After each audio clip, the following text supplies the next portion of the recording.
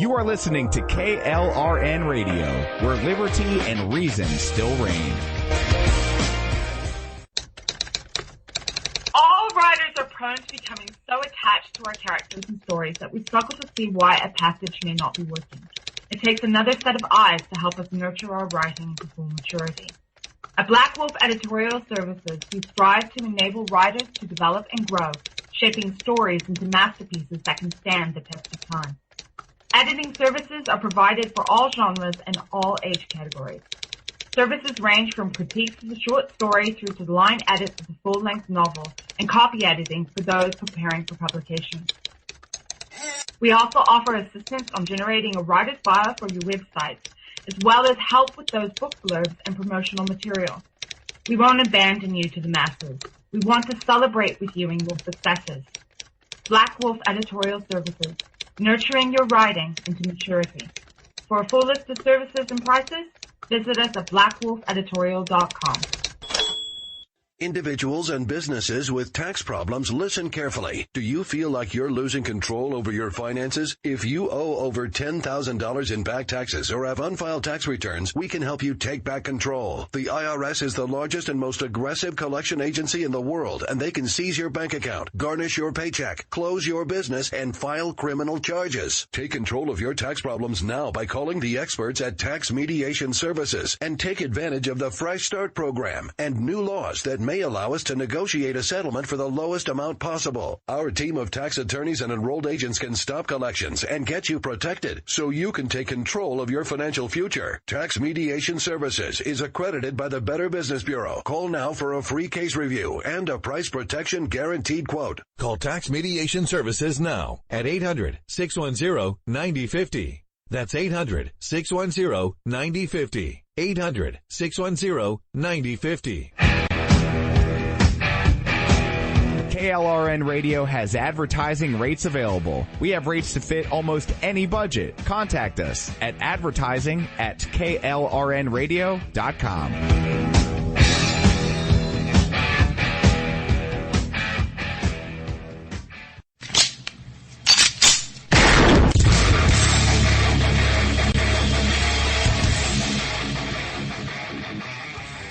This is Slickery Trigger for Rebel Road Tactical. With proper care and feeding, your pistol will be ready when you need it, there to save your life. Shouldn't your gear be that good? Whether you need a holster for comfortable everyday carry or a tough-as-nails holster for your next training course, Rebel Road Tactical has what you need. Check us out on the web at rebelroadtactical.com.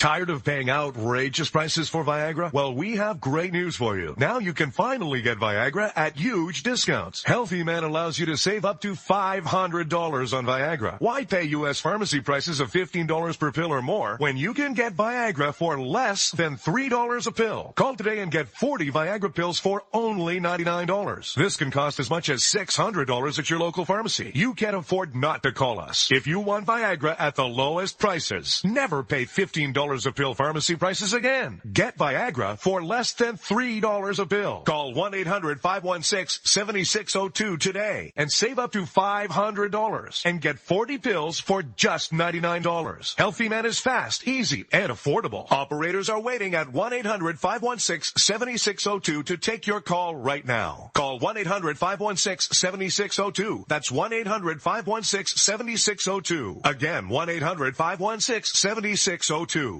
The following message contains a special offer for listeners of this station. Are you a man over 40? Are you constantly looking for the nearest bathroom? Do you wake up multiple times a night to use the bathroom? Right now, Perfect Prostate is sending out free bottles of their groundbreaking new formula to listeners of this station. Perfect Prostate Formula was developed by medical doctor Mitchell Fleischer, and its ingredients have been clinically studied to reduce your frequent nighttime bathroom visits and promote healthy urine flow. Right now, preferred customers get their first bottle of Perfect Prostate absolutely free. There's nothing to lose. Perfect Prostate is guaranteed to reduce that constant urge to use the bathroom, especially at night, and promote healthy urine flow. Don't wait. Call now for your free bottle. Just pay shipping and processing. Dial 1-800-675-0251. That's 1-800-675-0251. Supplies are limited. One free bottle per household. Call now. Dial 1-800-675-0251. That's 1-800-675-0251. Hey folks, I want to introduce you to a friend of mine, Dr. Richard Harden. We are on the same mission, which is waking up America. We just have different paths. So stay tuned for some information on how you can keep up with Richard and all his work.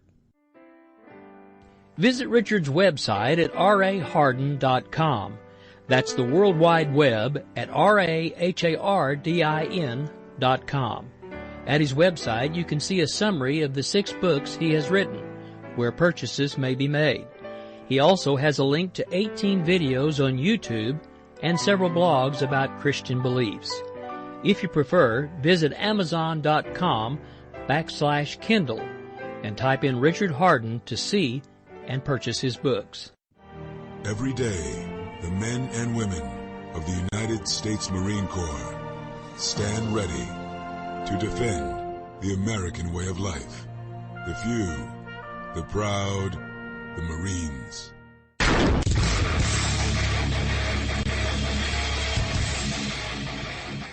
This is Slickery Trigger for Rebel Road Tactical. With proper care and feeding, your pistol will be ready when you need it. There to save your life. Shouldn't your gear be that good? Whether you need a holster for comfortable everyday carry or a tough-as-nails holster for your next training course, Rebel Road Tactical has what you need. Check us out on the web at rebelroadtactical.com.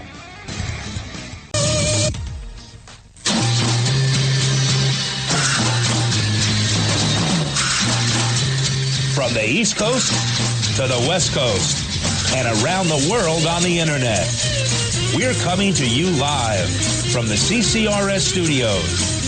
WNJC 1360. This is the Conservative Commandos radio show with your host, Rick Trader. The Conservative Commandos radio show, where the newsmakers go to be heard.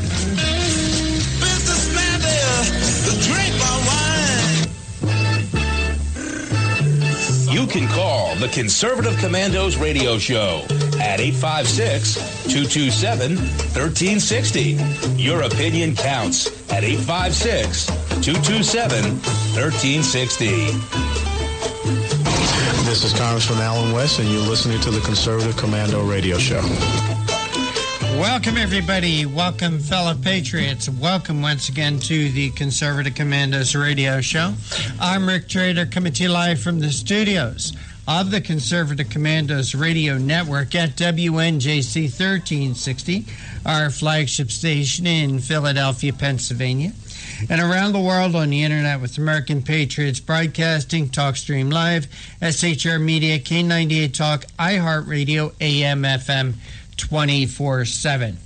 And joining me today as my co-host is the Patriot from the Hoosier State. That's Indiana to you and me, J.D. Manier. J.D., welcome to the Conservative Commandos radio show. Rick, it's great to be with you again on a Wednesday. Yep, great to have you with us, J.D. And J.D., as we're going on there is some breaking news I thought I'd like to mention. President-elect Donald Trump plans to nominate Scott Pruitt, the Republican Attorney General of Oklahoma, and a frequent legal adversary to Barack Obama to lead the Environmental Protection Agency. Pruitt has been a legal opponent of Obama over nearly every major regulation and executive action, not only on environmental issues, but also on Obamacare, immigration, and bathroom reuse by transgenders. Pruitt has led litigation against Obama's landmark climate rule for power plants, as well as water regulations and standards for ground-level ozone, pollution, haze, methane, and more. So this sounds like very good news coming out of the soon-to-be Trump administration. That's tremendous, Rick. You know, Oklahoma, every county would have voted for Trump. I mean, everyone. And that's fertile ground for conservatism from the governor and other Republicans in leadership there. That's just great news.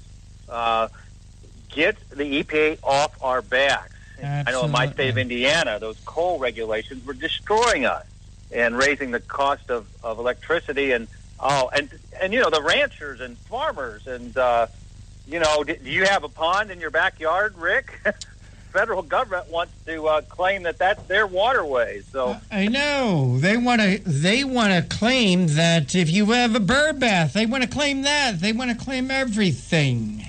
And what I like, the question that I have for them, or I had for them, was if the water that they're claiming falls on my property and does damage to my property, can I then hold them responsible for what their water did to my house or to my property? Yeah. Hey, if you're going to go that direction, let's get some federal monies to repair your roof or repair damages. Yeah, I mean, it's just crazy. But tremendous government overreach. And someone sent me a clock today counting down the days when Obama no longer is president, and it reads all the way to the minutes and seconds. So hope is on the way. And certainly this is a great EPA choice, I think, Rick. Well, it does sound encouraging just reading. I knew nothing about this Scott Pruitt, but just reading this article about him sure does sound encouraging to me. So, JD, what else is on your radar screen today? Well, since we talked last, the carrier deal, and it was huge. Indeed. And the polling numbers are sky high on that with Pence and Trump. They came to my city in the last week, and I know Sarah Palin thought it was an affront to capitalism, but it was all Indiana money. We have what's called Edge Tax Credits Program and $1 million in state training and other money spread over 10 years, $7 million spread over 10 years. That's what states do. States try to lure in. I mean, think of Texas bringing in so many businesses. So you're saving 1,100 families' jobs. Not only that, JD, you're saving 1,100 families' jobs right before the holiday season, and it's less than $700 per job, okay? And what I like to think is, just think what that has saved if you keep those people on unemployment for a year or two. Just think of the money you save because you don't have to retrain those people. Just think of the money you save because those people will not want welfare in food stamps. Just think of the jobs and the businesses you saved surrounds that carrier plant in that small town in Indiana. I mean, that price of $700 per job, that's, to me, peanuts. It was a great move by the Trump administration. Well, and he's created more jobs. He's not even president. The cartoon about, think of all the jobs he created with the Soros and Hillary monies, all these protesters. What did we say the other day? They're getting $16 to $20 an hour to protest. So, and think of Ford. Now Ford is backing off, and they're instead of sending a plant down to Mexico, they're going to stay, I think, right here in Michigan. So it's tremendous. The markets, the Trump bump has been very strong, and the deregulation, the lowering of taxes, getting the government off the back of the American people, so we don't have 1% growth, negative growth in the first quarter as we did so many years under Obama. We can finally unleash the incredible economic engine which has always been America. It's only under Obama have we seen such anemic growth. It's the worst recovery since World War II. Yeah.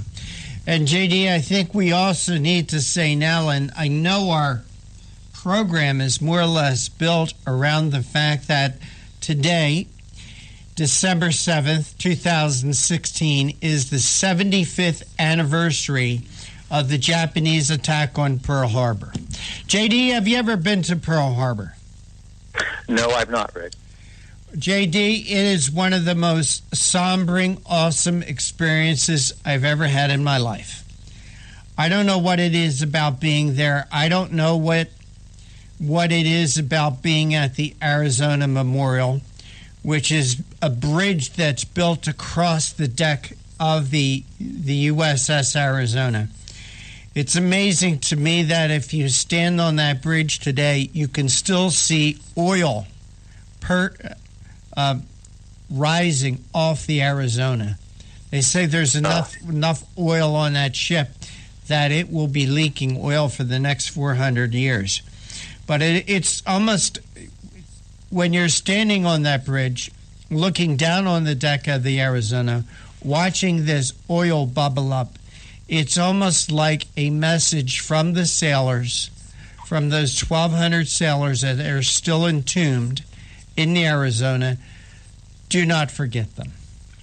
It's just a sombering, humbling experience. And I think the Park Service does a tremendous job in keeping the reverence of the area. They do a wonderful job there. If you've not been, JD, it's got to be on your bucket list. It's got to be on your bucket list. My wife Christina ministered in Hawaii for a number of years, and we do hope to go out there sometime. And Mighty Mo, the Battleship Missouri, is that parked pretty close to the Arizona Memorial? I don't think the Missouri is there. I could be mistaken, but I don't remember seeing the Missouri there. I think they did, because that was on the deck of the Missouri where they... John, can you Google that? I'm going to ask Mr. John Forsyth Jr. to do a favor for me and to Google where the USS Missouri is anchored, located. Well, you're right, JD. It's right there in Battleship Row. So I stand corrected, and thank you for that, JD. Thank you for that. But it's tremendous. America needs to be prepared. Indeed. We're going to have some great guests on. We'll talk about later. We've got generals and we got admirals on the show today. Yes, we do. Yes, we do. So, JD, I know you're actually heading out to the East Coast as we speak. It'd be great to see you, my friend. And what else is on your radar screen?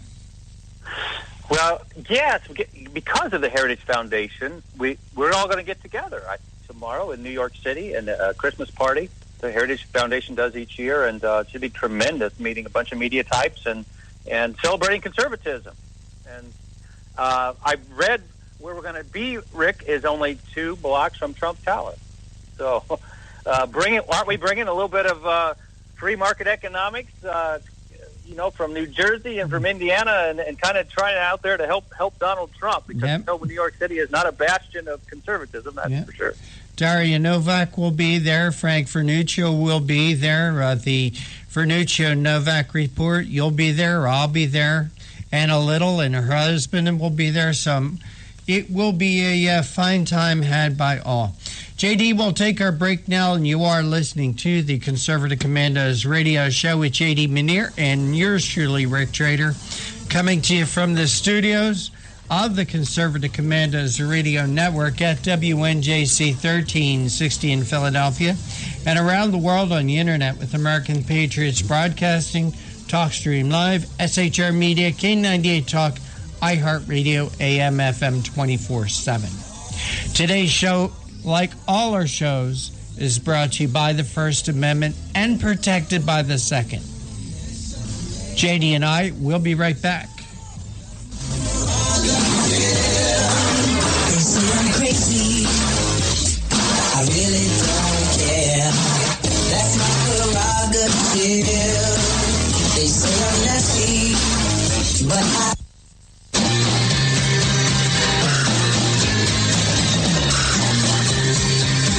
The Conservative Commandos radio show is expanding to become the Conservative Commandos radio network. We are establishing a front line of conservative radio broadcasters and ironclad patriots to declare war against the madness of liberalism and the Obama administration. Are you tired of the disregard for our Constitution? Do you still have faith in the American dream? Are you looking for sensible, smart radio? If so, listen to the Conservative Commandos radio network every weekday from 11 a.m. to 7 p.m. and Saturdays from 2 to 6 p.m. on WNJC Radio, 1360 on your AM dial, or around the world on the internet at WNJCradio.com. Check out our website, CCRSnetwork.com, for rebroadcasts and network updates. We are the Conservative Commandos Radio Network, where now even more newsmakers go to be heard. This is Pastor Christina Lamanier, chaplain for the INRA. And I'm her husband, J.D. Manier. We help co-host on the Conservative Commandos radio show, and we want to sincerely thank our listeners who turned out to vote in mass to elect Donald Trump, Governor Mike Pence, and conservative congressional candidates across our nation. Against incredible odds, you helped create the strongest GOP team to take the reins of power in Washington since the 1920s. General George Patton said, "It's the unconquerable soul of man, not the nature of the weapon he uses, that ensures victory." We salute all of you for taking a stand for truth, freedom, and defending our constitutional form of government. Let us continue to pray for our nation and for God's blessings. May God save the United States of America. You can call the Conservative Commandos radio show at 856-227-1360. Your opinion counts at 856-227-1360. This is Congressman Alan West, and you're listening to the Conservative Commando Radio Show. Welcome back to the Conservative Commandos Radio Show with J.D. Manier and yours truly, Rick Trader. And for rebroadcast of our shows, please check out our websites, ccrshow.com or ccrsnetwork.com. Or you can hear our show any time of the day from your telephone by calling 832-999-1199. Please follow us and like us on Facebook, the Conservative Commandos Radio Show.com. And JD, I have another little piece of news. This came out this morning that actually Donald Trump has bested Hillary Clinton once again. Donald Trump has beaten Hillary Clinton once again. And Time Magazine has tapped Donald Trump as the Person of the Year and is announcing the news on the Today Show today. Time Magazine's Nancy Gibbs said that on the Today Show, while that it was not a hard choice to choose Trump, quoting her, "When have we ever seen a single individual who has defied expectations, broken the rules, violated the norms, beaten not only one but two political parties on the way to winning an election he entered with 100-1 odds against him," she said. Trump called into the Today Show to discuss the decision, calling it a great honor, noting that he grew up reading the magazine. Get this, JD. Hillary Clinton was selected the number 2 person of the year, so Donald Trump beats Hillary Clinton once again. Well, and I caught a little bit of that this morning, and the cover says the divided states of America, not the United States of America. Well, it is divided. I agree with that, JD. And it is divided because we are coming through the past 8 years where we've had a man in the White House that has been the greatest divider of our country since Abraham Lincoln, and that's Barack Obama. If we are divided, and I agree we are, it is all because of Barack Obama. That's why we're divided. Yeah, JD, the man is supposed to heal racial divisions. Yeah, exacerbate him horribly. Think of Ferguson. Think of what's happened in Baltimore, and on and on and on. Yep. It's been a horror for 8 years. He has been a national disgrace. And I'm not ashamed to say that right here, right now, on these microphones. This man has been a national disgrace. We have a new epidemic of racism, and I have found patient number one, and that is Barack Obama. And he first sneezed, the first sign of this new epidemic was when he said the police acted stupidly. JD, you got a great show lined up for us today. Tell us about our guest. Oh, we're excited, Rick. And it is Pearl Harbor Day, the 75th anniversary of the sneak attack of the Japanese. Well, it's also, Rick, coming up the Army-Navy game. Yes, it is. And Army-Navy week. And it should be in Philadelphia, but it's not. They rotate. This year it's Baltimore. Yeah, well, it should be in Philadelphia. It's not an Army-Navy game unless it's in Philadelphia. Yeah, I agree with you. That's shorter distance for the cadets from West Point. Hey, JD, did you ever go to an Army-Navy game? No. We were going to, because my son and niece were there a couple times, right, and we never got to do it. Oh, I'll tell you, it's so much fun. I've had an opportunity to go a couple of times. When I was very young, I was like 13 at the time. And the quarterback of the Navy at that time was Roger Staubach, okay? Oh. And then I had an opportunity to go, I guess, in the 90s. And what was neat, JD, is, the Army's on one side. The Army supporters are on one side. The Navy supporters are on the other side. And I was kind of like in the end zone area. And it was a back and forth game. And it was, the spirit that is at an Army-Navy game is like no other. So when Army did something good, one side stood up and cheered, and then moments later, the Navy side stood up and cheered, and then the Army side, and then the Navy side. It was, what a spectacle, what a spectacle. God, that's another thing you got to put on your to-do list. But you got to go when it's in Philadelphia. I agree wholeheartedly. And a couple years, my niece and my son met at midfield. The cadets, the Brigade of Cadets, first Army, then Navy, or vice versa, and the whole 4,000 of them get to march out onto that field. It just makes your spine chill and goosebumps. And you know what else, JD? I don't think there's no rivalry like the Army-Navy game. Okay, but what I think is the real sportsmanship is at the end of the game when the teams go to each other's side for their alma mater. Okay? Like the winning team will go to the losing team's side, and both teams will sing the loser's alma mater, and then they'll go to the winning team's side and sing the winning team's alma mater. And I think that is the height of sportsmanship. I totally agree, and it's amazing when you see that happen, because they're foes for a couple hours. Yes. But then for the rest of their careers, they work together to defend this great nation called the United States of America. And we, JD, like I said, you got some great guests lined up for us today. Well, we do, and we start out with Army.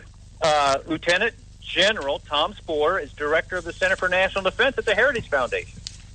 And going to talk about the 75th anniversary of Pearl Harbor, talk about how we should be prepared. He'll probably have some tips for the Trump administration, and a tremendous patriot who served our country so well, married 32 years, the same wife. And so we got Army coming out of the tunnel first, so to speak, here at 3:35, Rick. All right. But at 4:05, we have Navy coming out of the tunnel, and that's Admiral James Ace Lyons, Jr. And we're going to talk about some of the same stuff. He wrote an excellent article this past week for the Washington Times on the 75th anniversary of Pearl Harbor. Mm-hmm. And Admiral Lyons was in charge of the Pacific Fleet, and that's the biggest military command in the entire world. Mm-hmm. He was in charge of a $5 billion budget and 250,000 people. Mm. So it's exciting to have Admiral Lyons. Then we've got Claire Lopez, a returning guest.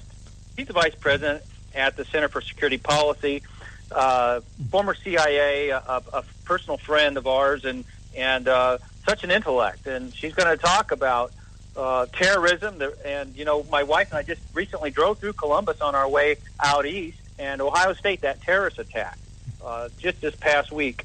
She'll have some great thoughts on that, as well as what's going on with China.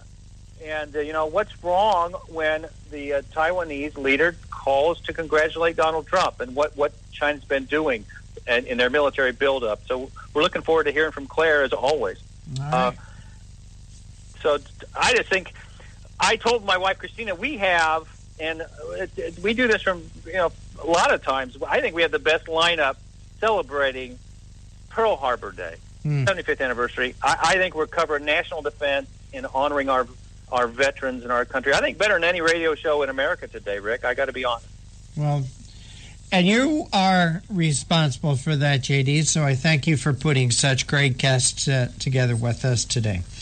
So, JD, I know that one of your pet projects is Harry Hoosier, the Hoosier Project, you being from the Hoosier State. We have about a minute. You want to talk a little bit about that? Yes, this Sunday will be the 11th of December, and it will mark 200 years Indiana statehood.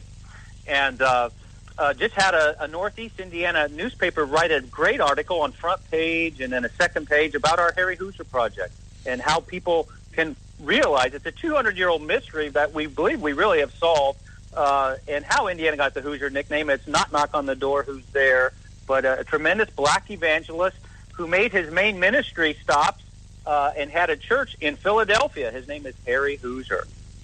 And looking forward, we're going to have some more media coverage, I think, about Harry through this weekend. And, you know, some states in the Midwest are named after animals like badgers and wolverines and gophers.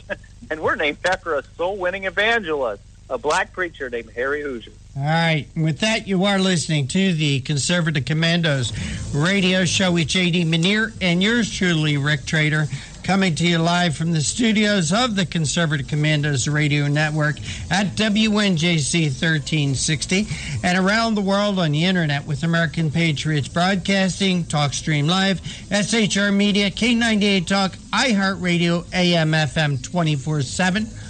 We're here celebrating, or remembering Pearl Harbor Day and also celebrating Army-Navy football.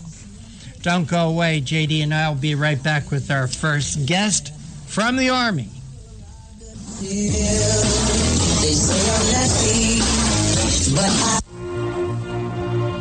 This is Rick Trader, host of the Conservative Commandos radio show. And I'm John Forsyth, owner of WNJC Radio. Fellow Patriots, the Conservative Commandos radio show is for conservatives, about conservatives, and by conservatives. We are patriots who want to take our country back from the likes of Barack Obama, Harry Reid, George Soros, and Nancy Pelosi. But we can't keep up this fight without your critical support today. Can you help? Please go to www.helpccrs.com right now and make a donation by credit card or PayPal. That's www.helpccrs.com. Our goal is to expose the liberal agenda and distortions. We are fighting to spread the truth about political issues, political leaders, and conservative issues and values. Our hosts are not paid. In fact, we buy our own airtime, studio time, and pay our own expenses. We created the show because we are trying to make a difference. So can you help the CCRS expose the truth in 2014 and beyond? Go to www.helpccrs.com. Help keep the Conservative Commandos radio show on the air by going to www.helpccrs.com and make a donation today to return our country to the conservative roots created by our founding fathers. This is Pastor Christina Lamanier, chaplain for the INRA. And I'm her husband, J.D. Manier. We help co-host on the Conservative Commandos radio show, and we want to sincerely thank our listeners who turned out to vote in mass to elect Donald Trump, Governor Mike Pence, and conservative congressional candidates across our nation. Against incredible odds, you helped create the strongest GOP team to take the reins of power in Washington since the 1920s. General George Patton said, "It's the unconquerable soul of man, not the nature of the weapon he uses, that ensures victory." We salute all of you for taking a stand for truth, freedom, and defending our constitutional form of government. Let us continue to pray for our nation and for God's blessings. May God save the United States of America.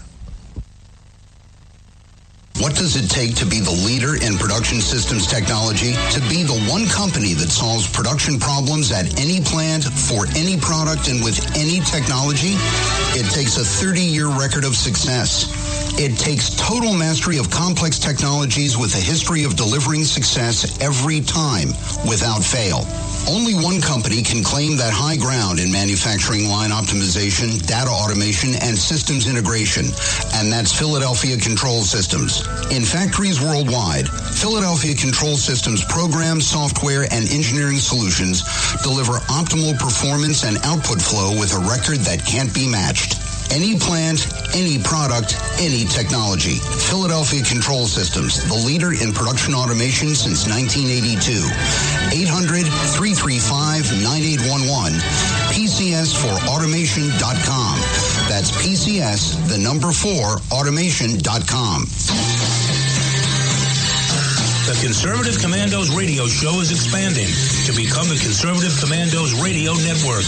We're establishing a front line of conservative radio broadcasters and ironclad patriots to declare war against the madness of liberalism and the Obama administration. Are you tired, as I am, about the disregard for our Constitution? Do you still have faith in the American dream? Are you looking for sensible, smart radio? If so, listen to the Conservative Commandos Radio Network every weekday from 11 a.m. to 5 p.m. on WNJC Radio 1360 a.m. or around the world on the internet at WNJCradio.com. Check out our websites, ConservativeCommandosRadioNetwork.com and CCRN.com for rebroadcasts and network updates. We are the Conservative Commandos Radio Network, where even more newsmakers go to be heard.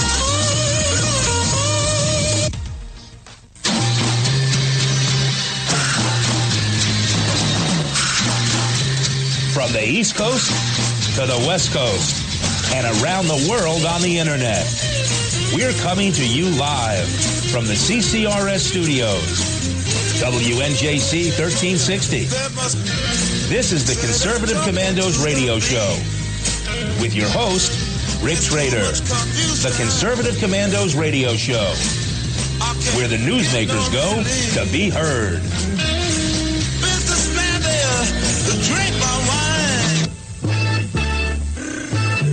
You can call the Conservative Commandos radio show at 856-227-1360. Your opinion counts at 856-227-1360. This is Congressman Alan West, and you're listening to the Conservative Commando radio show. Welcome back to the Conservative Commandos radio show with J.D. Manier and yours truly, Rick Trader. And for rebroadcasts of our shows, please check out our websites, ccrshow.com or ccrsnetwork.com. Or at 11 p.m., you can log on to places like highplainsdailynews.com, or you could hear our show any time of the day from your telephone by calling 832-999-1199. JD, we do have our first guest with us, and the honor and the pleasure of the introduction is yours. Well, General Tom Spohr is the director for the Center for National Defense at the Heritage Foundation. He assumed duty director Office of Business Transformation with the Army back in 2013, and it's just a pleasure to have you on the radio show. Welcome, Tom Spohr. Hey. Welcome. Yeah, JD, thank you very much. Glad to be here. Hey, we've had a build-up in the first half hour talking about the Army-Navy game. You know, I have a son who went to West Point, and they actually have in the shingles large letters "Beat Navy" on one of their field houses there at West Point. But talk a little bit about that. Army won 6 games. I think they have a shot. Yeah, I do too. Long string of losses. Yeah, I agree 100%. And I think the lesson to be learned is don't bet against the Army. When the chips are down, the Army always comes through. So true, and delivered freedom for over 240 years here in our great country. And Tom, reflect a little bit on this. Is Pearl Harbor Day, and your thoughts. Go right ahead. Yeah, the first that comes to mind is the absolute respect for the people that were there that day, what they went through, their sacrifices. America lost 2,403 people that day to enemy action, and the United States handed out 16 medals of honor to people that responded to the attack and did the best they can. And so I think it's something that America should be proud of, and we should never forget those people that day. I was telling my wife Christina, we thank God that there were some things with that sneak attack. Japan did not blow up the fuel depots. They didn't take out the radar, and it was a Sunday morning, and a lot of our sailors were off the ships attending church. So there was providential care even in that most heinous, horrible day. Don't you think? I agree. And the other thing we had going for us is even though they sank a number of ships, they sank them in fairly shallow water. So the Navy and others with great ingenuity were able to salvage the majority of the ships and had them up and back in the fight a year or maybe in some cases 2 years later. But most of the ships that they sunk that day were back in the fight, that war. You part of the Army communications. And if you would, tell us a little bit about, how America needs to rebuild its military. I mean, I think that was one of Trump's planks and platforms. But you had an insider on that. Give us some ideas that the Trump administration would suit well to put in place. Yeah, and Donald Trump has kind of echoed this in some of his speeches. And what has happened over the last 8 or so years here is the Army and the Navy and the Air Force and the Marines have gotten progressively smaller, progressively weaker, mostly as a result of budget cuts and also as a result of just getting used too much. So now we find ourselves with an Army which is the smallest it has been since 1939. The Navy is the smallest it's been since World War I. The Air Force's planes, the average age of the planes in the United States Air Force is 27 years old. That's the average. So what that means is there's some that are newer, but then there's some that are a lot older too. And similarly, the Marine Corps has the same issues. And so, we have a great military. The people that are in it are wonderful patriots, and our country owes them better than what they've gotten right now. Well, and same for our vets. So many of these veterans have had terrible care under the Obama administration in the VAs and died. There's just a whole the way of looking at this that just can't happen soon enough, in my estimation. I think you're right. I mean, that is our utmost responsibility, is take care of those who have served. And there's been some horrible examples where the VA has the train has come off the tracks. I'd like to think, I have a lot of respect for the guy that runs the place now, Bob McDonald, former CEO of Procter & Gamble, but he's just one man, and that's a big bureaucracy that he has to influence. I'd like to think they have started to move in the right direction, though. Hey, J.D., in general, if I could jump in, I do have a question about the VA. Yeah.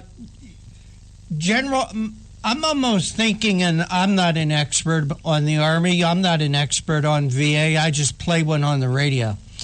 But my thinking is that maybe the VA at this time is too large and trying to do too much, and maybe one thing that a Trump administration can do would be to separate the medical end of the VA from the other chores that the VA does by just giving each veteran a card to go to any doctor or hospital that they choose, rather than just a VA facility.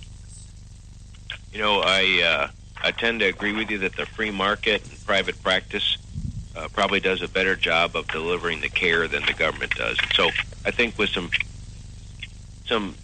provisos and maybe some things, I think what you described could work. I would like to see the VA, though. There's some things that are kind of uniquely military problems. I agree with you with that part, General, but I just think as far as, and it seems to me, and again, maybe please correct me, or maybe enlighten me, it seems to me when the VA gets into trouble or the problems that we've heard about the VA has come to the health, welfare, and care of veterans.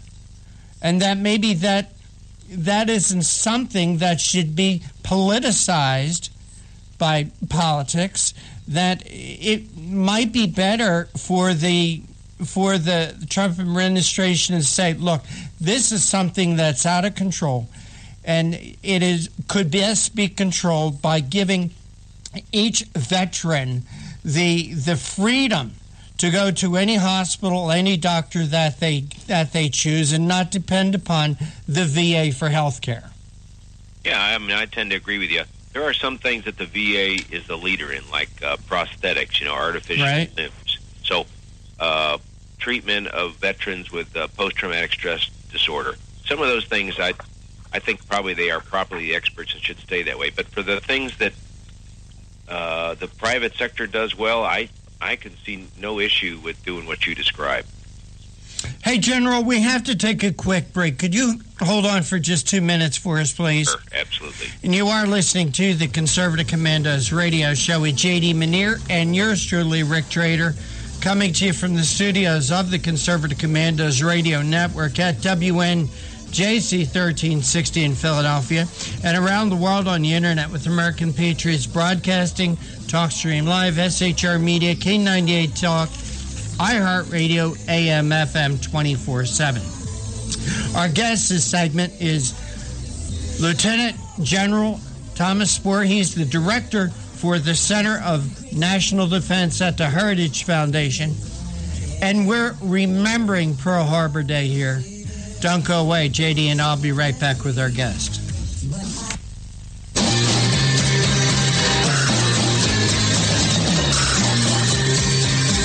The Conservative Commandos radio show is expanding to become the Conservative Commandos radio network. We are establishing a front line of conservative radio broadcasters and ironclad patriots to declare war against the madness of liberalism and the Obama administration. Are you tired of the disregard for our Constitution?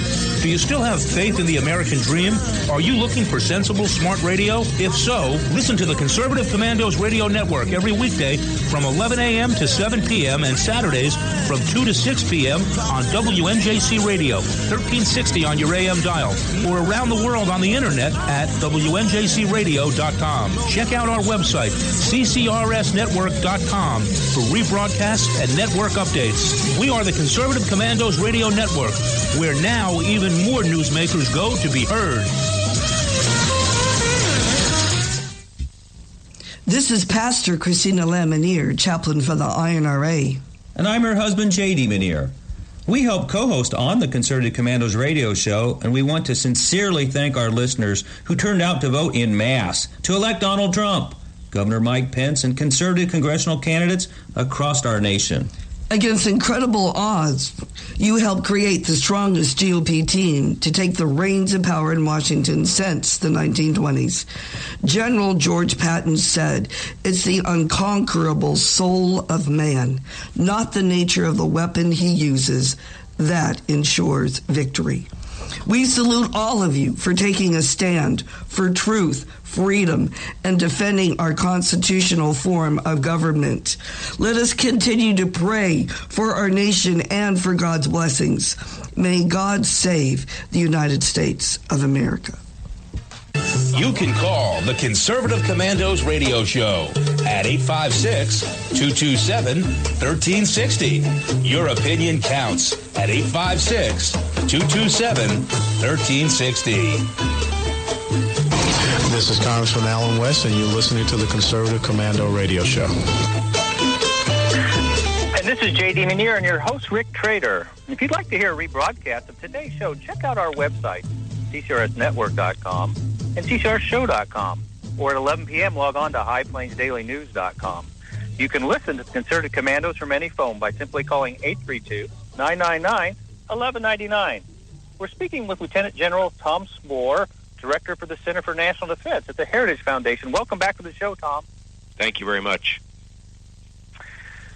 Well, you're an expert in communications with the Army, and I was talking to my wife, Christina. You know, our radar post there in Oahu, they thought that those 350 Japanese airplanes were just B-17s coming in early, I think, and then there was the code breaking issues. What can we learn from 75 years ago and apply that to today's Army and today's preparedness? You know, I think what they were suffering from then is a danger for us now, is that they had a failure of imagination. It was, frankly, even though they had, as you mentioned, all kinds of indicators and warnings, there was radar, there were mini submarines in the harbor, the thought of a massive attack like that on Pearl Harbor was inconceivable then, and so any of these things were all disregarded. And we have the same danger now that, you know, we have these threats like North Korea with their nuclear weapons, the same with Iran, and we tend to view those as inconceivable, but they are just as real as an attack on Pearl Harbor was then.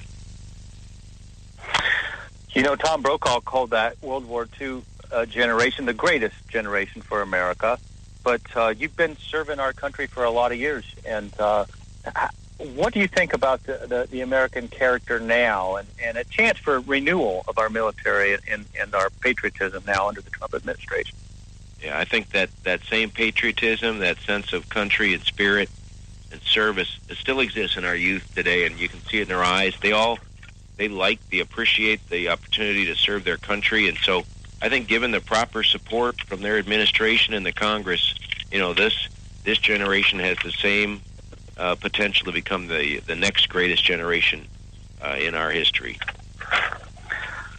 Yeah, my wife does a commercial quoting George Patton. She's a pastor, and she basically says, quotes George Patton, who said, "The unconquerable soul of man, not the weapons that we possess, that's what brings us victory." And you've been in the military a long time. How can that kind of renewal, the prayer teams, the chaplaincy, the spirit of America, how can that play out into our benefit now under a new administration? Yeah, I think, there is no, I come from the Army, and we always say our best weapon is a soldier properly motivated. And I think the same thing, the Chaplain Corps plays an incredibly important role in that. I would not completely discount the value or the necessity for good equipment. And we had some soldiers that went over at the start of the Korean War, and they did their best, but the bazookas they had just bounced off the North Koreans' tanks at the time, the T-34 tanks. So we have great soldiers, but you also have to have great equipment too. General, if I could jump, JD, if you allow me, General, if I could jump in again, when you talk about today's youth, the one thing that I have often thought is, and thank you for being so positive about our youth, but I see a side of our youth that I think could possibly be helped by a little bit of military discipline and training. I mean, I see a lot of kids today that are not learning discipline in the home. They're not learning it in the school, and therefore, as adults, they're undisciplined. And I often wonder if bringing back the draft would actually help some of those young people on the road of the life that they're leading. What do you think about bringing back the draft? I think, I'm a great, obviously, believer in the military and what it has done for me and what it has done for my son who served. But I came in the military, I was in the Army 36 years. I came in and I saw what our Army was like as a draft Army. Mm-hmm. And it was not a good Army. A lot of the leaders, the mid-level leaders were alcoholics. There were drug users in there. People didn't want to be there. it was not the kind of Army that was going to be able to go out and defend America's interests very well. The Army we have today, a volunteer Army, is the best model and the best recipe for taking care of America's interests. So while I agree with you, I'd be the first to say that military discipline can help a lot of things, and we have some situations with discipline. You wouldn't like the kind of Army we would get in our country if we went back to the draft, I believe. General, one of the things I hate to say is yes, but I've got to use it here. Yes, but you and JD were just talking about the greatest generation. The generation, the Army that won the Second World War. And that was a drafted Army. Okay? I've been to Normandy. I cannot imagine coming off a landing craft and going up those beaches, facing the opposition that the defenses that the Germans had there. I can't imagine what kind of courage it took to do that. I have to think that the Army taught those young men that courage, and that was a drafted Army. It was to some degree. So, I mean, before World War I broke out, we had some conscripts, but the day after Pearl Harbor on December 8th, droves and droves of American men and women took themselves down to the recruiting office and signed up voluntarily. So there were some drafts, but there was also a healthy dose of volunteers in there. And so, and if you look at where the people that fought World War II came from, they came from all levels of society, all parts across the country. It just would not be the same with a draft. Trying to get exclusions and all kinds of things like that. Mm-hmm. JD, with that, I'll swing it back to you. Well, Jenner, you're director for the Center for National Defense there at the Heritage Foundation. Talk about some of your recent articles. I mean, there we have China, we have Iran, we have Russia. There's a lot of aggression. Not to mention ISIS. Talk a little bit about some of the work you've been doing lately. Yeah, we've been doing a number of things. One is, like, as you say, looking at our potential adversaries and what we see out there. Quite frankly, we try not to be always depressing, but we don't see any good news on the horizon for the United States. China continues to act in an aggressive manner in the Western Pacific. They've taken 7 what used to be coral reefs and turned them into military bases in the South China Sea, and they've put 10,000-foot runways on 3 of them. They obviously have intentions of controlling that vital sector of water there. Russia should be probably familiar to most of your listeners. They've seized parts of the Ukraine, the first time that a European border has been seized by force since World War II, and they show no signs of giving back what they took in the Ukraine. Now they're in Syria in a big way and complicating efforts to kind of have a solution in that country. North Korea has conducted 2 nuclear tests this year alone and a submarine ballistic missile test. And that the guy that runs that country, there's a lot of speculation about, is he rational or not? Can he even be deterred by normal means? And then rounding up this lot is Iran and terrorism. Iran, with their when they got the benefits of the nuclear deal last July, they received over $100 billion in assets, and they've spent about 90% of it to beef up their military. So the money that they got in that deal went directly into making their military more respectable. So that's the threat. Go ahead, please. But leading from behind has not worked. There's that World Freedom Index, and around the globe, people are less free and less secure. I'll let you talk some more about that. I'm hard pressed to find a success story right now of where we can say our American foreign policy has flourished. Libya has become a failed state. All around the picture, it's hard to point and say, boy, that particular piece is really going well for the United States. That's that kind of a place. I don't know where it is right now. And against that backdrop, we have a military that's smaller and becoming smaller, and isn't as ready as it needs to be to defend our interests. General, what do you think of the top pick for Defense Department, General Mattis, that Trump has put out. I think he's a great pick. I really do. He's a person that understands war, what it means to go to war, has seen it at all levels. He will know that, when he signs the paper to send units and men and women into combat, he will understand what he's doing. He'll understand the consequences, and he'll make sure that they have the tools and the resources they need, that when we do have to fight, that we don't hold anything back. You served in Iraq. How would you say the odds are that we can totally eradicate ISIS under a Trump administration? I think it's pretty good. Now we will take, I think over time, the United States and the people we're working with and the various organizations will probably get back all the land that ISIS currently owns. Does that mean that ISIS will go away? I don't think so. They'll probably just become like Al-Qaeda is today, and so kind of a shadowy network living in cities and things like that, much harder to kind of track down and take out. But I think we stand a pretty good prospect of getting, the land that ISIS owns away from them, and then destroying them and its organization is a much longer-term prospect. Put you on the spot a little bit. Obama is wanting to draft our women into combat roles. What's your take on that? And that's a good question. That was kind of preceded by the administration's decision to open up all combat roles to women.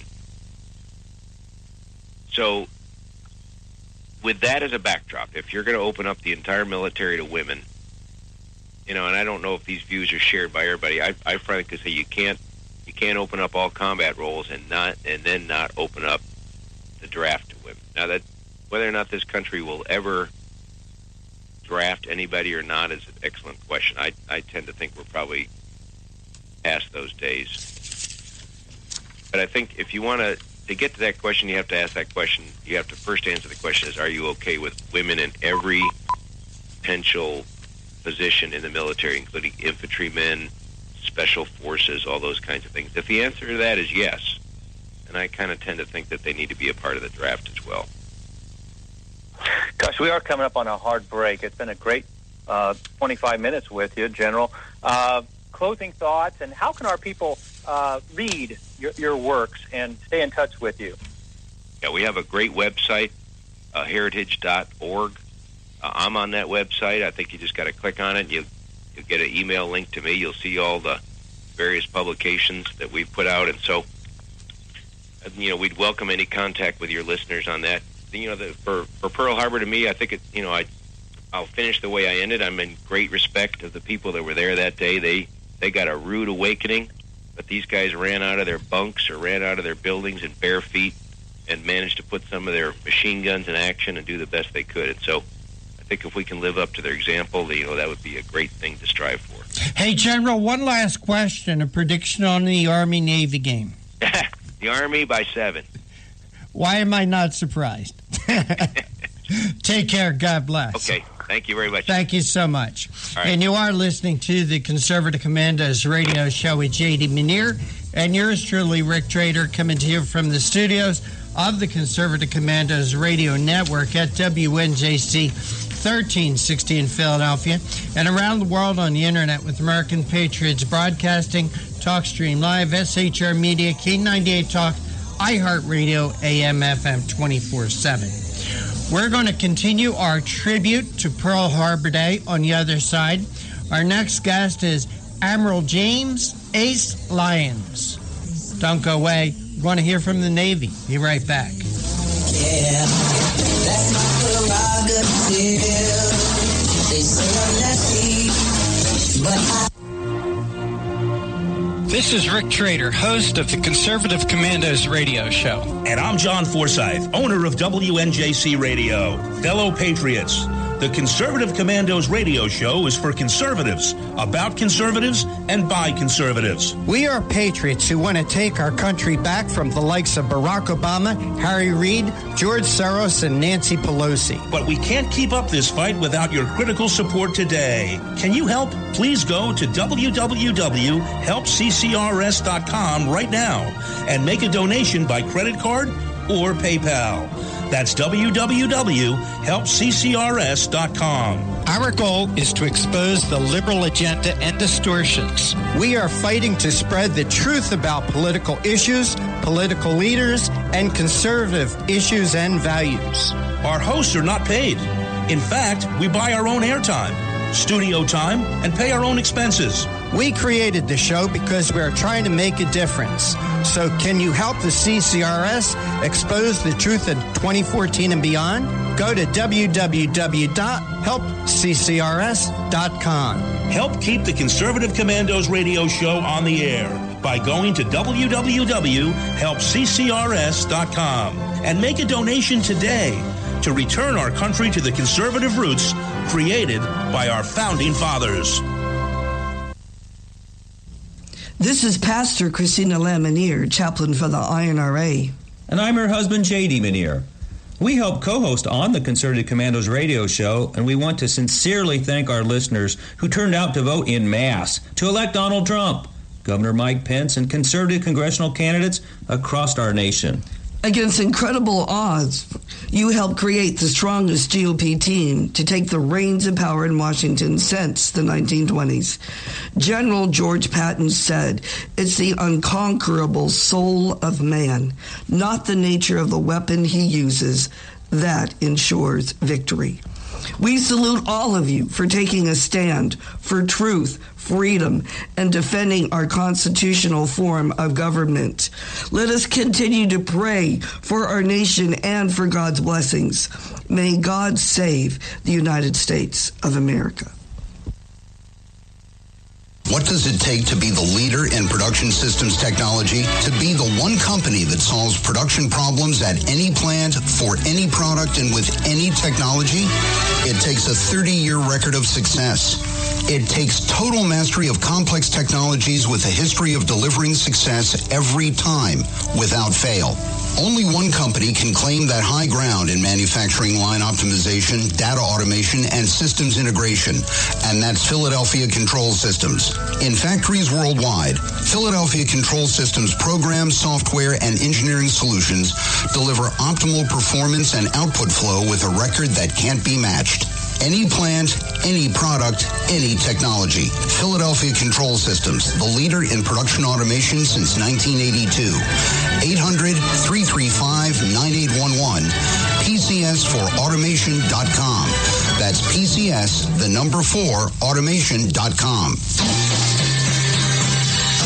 The Conservative Commandos radio show is expanding to become the Conservative Commandos Radio Network. We're establishing a front line of conservative radio broadcasters and ironclad patriots to declare war against the madness of liberalism and the Obama administration. Are you tired, as I am, about the disregard for our Constitution? Do you still have faith in the American dream? Are you looking for sensible, smart radio? If so, listen to the Conservative Commandos Radio Network every weekday from 11 a.m. to 5 p.m. on WNJC Radio 1360 a.m. or around the world on the internet at WNJCradio.com. Check out our websites, ConservativeCommandosRadioNetwork.com and CCRN.com for rebroadcasts and network updates. We are the Conservative Commandos Radio Network, where even more newsmakers go to be heard.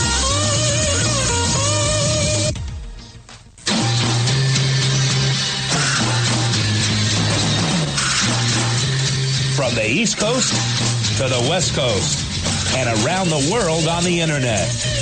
We're coming to you live from the CCRS studios. WNJC 1360. This is the Conservative Commandos radio show with your host, Rick Trader. The Conservative Commandos radio show, where the newsmakers go to be heard. Businessman there, drink my wine.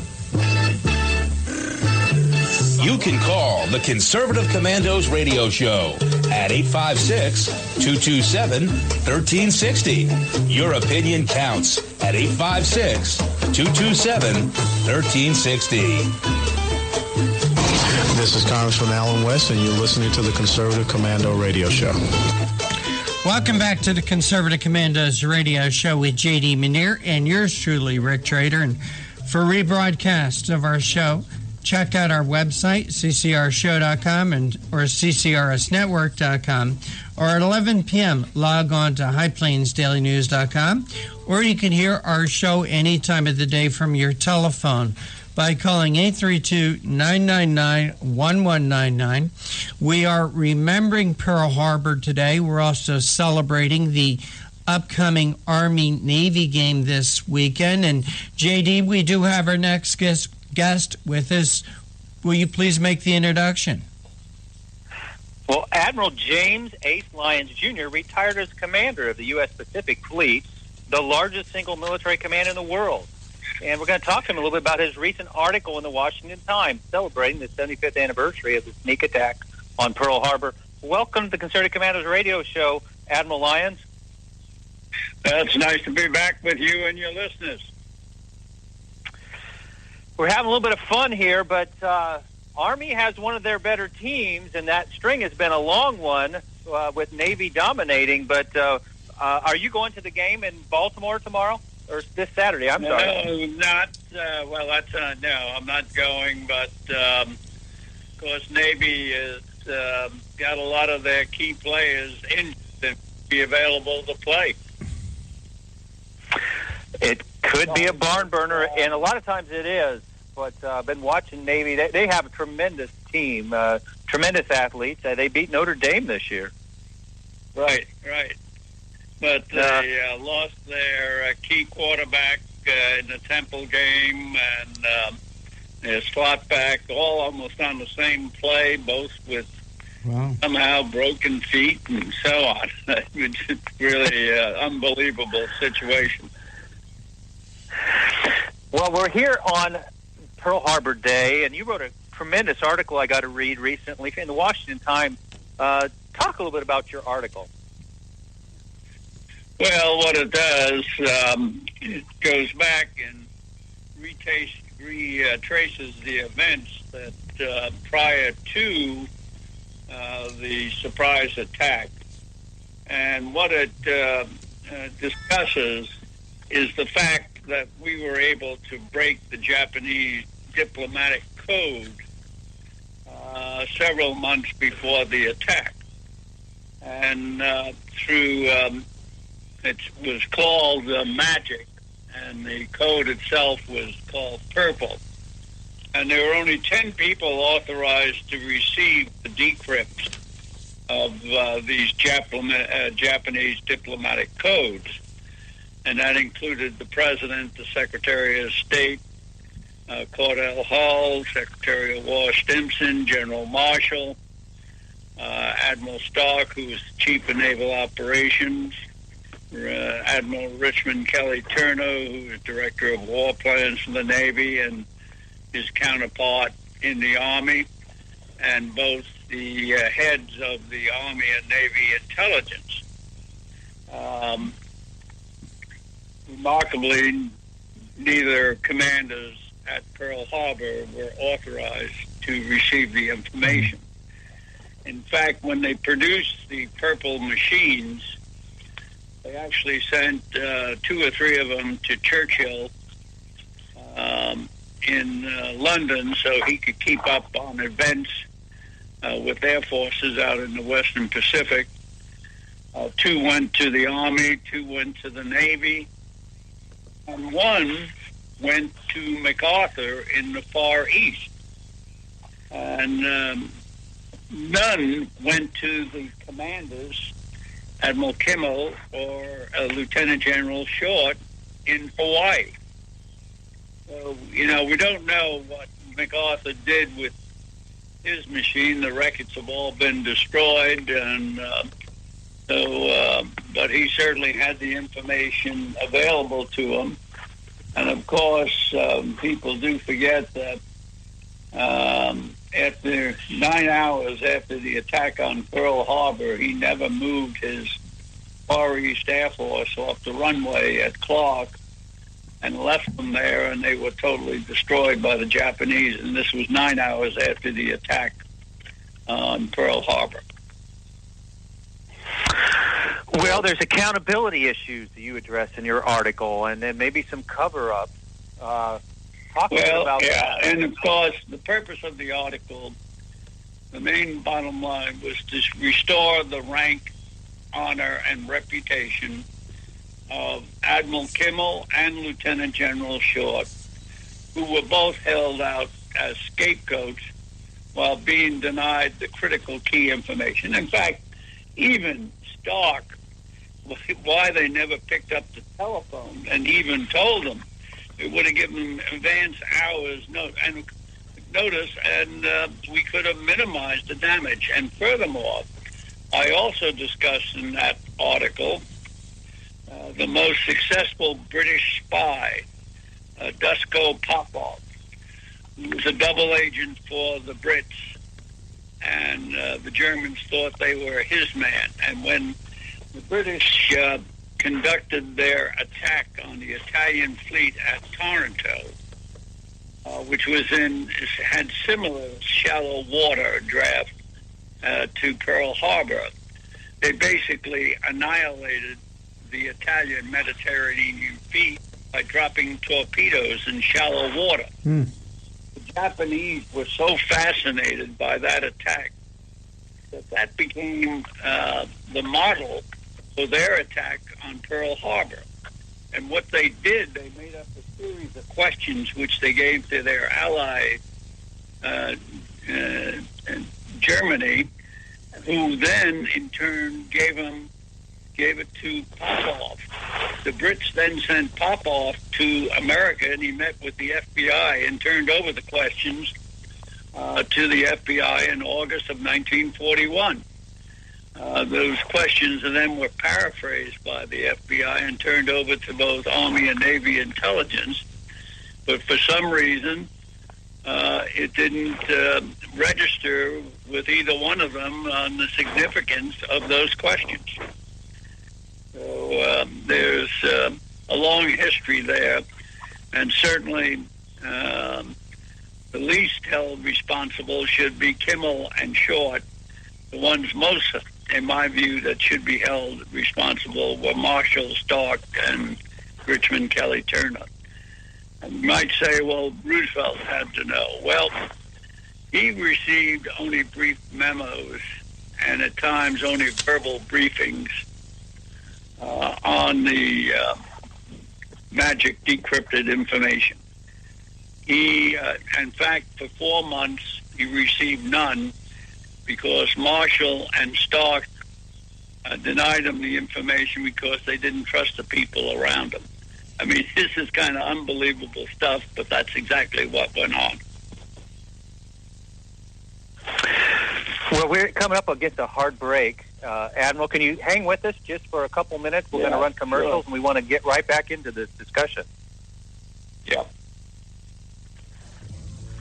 This is JD and your host, Rick Trader, coming to you live from the Concerted Commandos Radio Network studios, WNJC 1360, our flagship station in Philadelphia, and around the world on the Internet with American Patriots Broadcasting, TalkStream Live, SHR Media, K98 Talk, iHeartRadio, and AM/FM 24/7.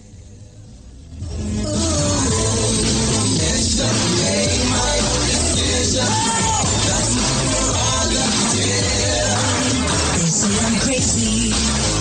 I really don't care. That's my prerogative. Hey, JD, you bring us back, okay? But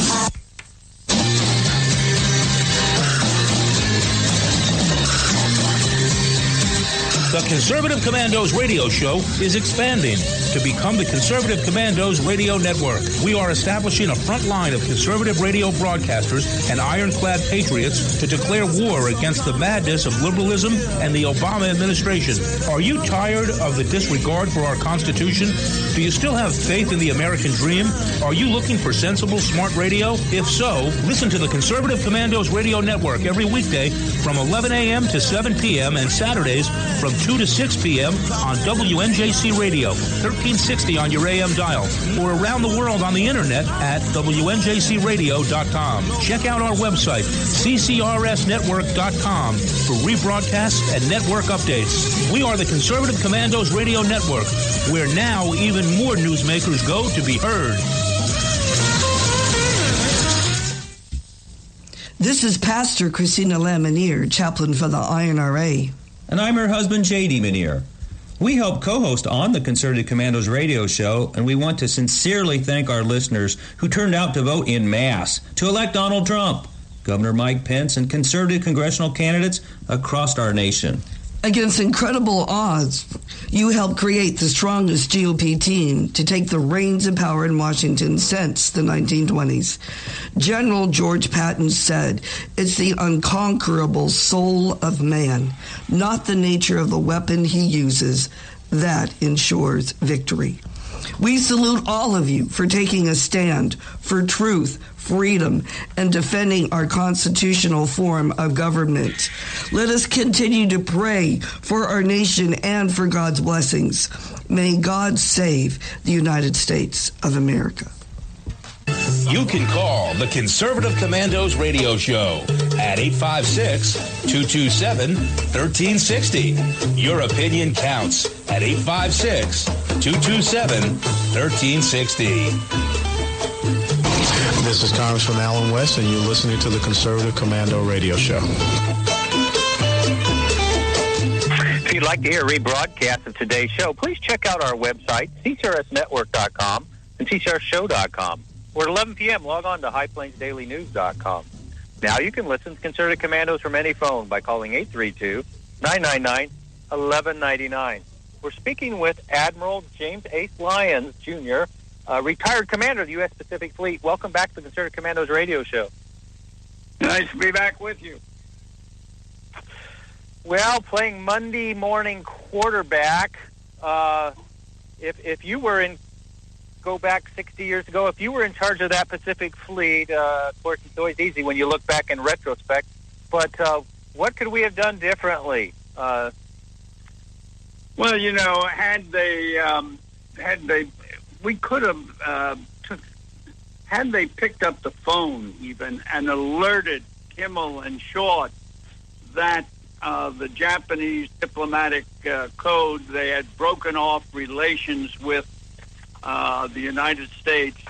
And when, I got to tell you, when the president saw that message, he says, "This means war." So anybody, any one of them should have picked up the phone and alerted Kimmel and Short. We could have recalled our people, had the ships, the anti-aircraft batteries, redeployed our air forces and so forth, and we could have had an entirely different outcome of this surprise Japanese attack. And saying, you know, Popov, when he heard about the attack, his immediate reaction was, well, we must have slaughtered the Japanese, and he was shocked to find out how successful the raid was because we were unprepared for it. And we were unprepared because nobody provided the intel to Kimmel or Short.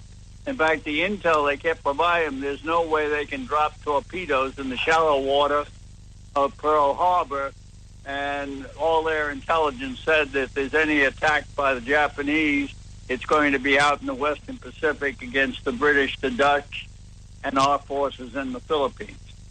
So, you know, it was, we could have had an entirely different outcome had they been prepared to share any of the intelligence. And some of this diplomatic stuff actually showed where they had directed their spies in Hawaii, and they were all over the place there, to make up a grid which became really the bombing grid for the attack on how our forces were anchored and moored in Pearl Harbor. So any one of those, and that was known back in Washington, but none of that got past to Kimmel or Short. Unconscionable. Back at the studio. Admiral Lyons, this is Rick Trader back at the studio. We just had Lieutenant General Tom Spoor on with us just before you, and he said something that really sparked my interest. He thought that the attack on Pearl Harbor was a result of failure of imagination. You know, they had warnings, as you were describing, and which led me to think that we are still suffering from that failure of imagination, that the attack on the World Trade Towers was a failure of imagination. We had warnings there, too. In 1993, they tried to bring down the World Trade Tower with a truck bomb in the basement. Have we learned any lessons from Pearl Harbor? Have we really learned any lessons? Has our government learned any lessons from 9/11 that are making us less vulnerable today? Well, let me take you back. I want to take you back to prior to our involvement in the World War II, where the communists had infiltrated many of our government agencies and basically were able to shape our policies and the actions that we took or delayed taking. And for example, I want to take you to the summer of 1941 when Hitler broke his pact with the Soviet Union and invaded Russia. Mm-hmm. And the top communist spy, Sergei, who was a German-born communist, was in Tokyo, and his mission was to prevent Japan, who was an ally of Germany, from attacking Russia. And his sole purpose was to direct the imperial Japanese cabinet that if they were going to expand into a global war, that it should be against the British, the Dutch, and the American interest in the Western Pacific.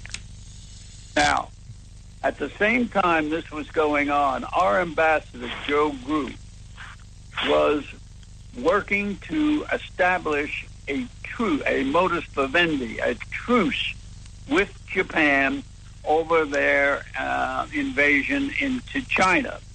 And he thought and thereby preventing a wider war in the Pacific. And he felt he could have been successful.